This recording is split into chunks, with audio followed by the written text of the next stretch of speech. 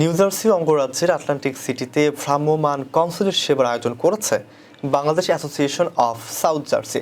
মঙ্গলবার সকাল 10টায় নিয়মিত সাংগঠনিক কার্যক্রমের অংশ হিসেবে আটলান্টিক সিটির বাংলাদেশ কমিউনিটি সেন্টারে নিউ ইয়র্কে অবস্থিত বাংলাদেশ কনসুলেটের সহযোগিতায় এই ভ্রাম্যমাণ কনসুলেট সেবা প্রদান করা হয়।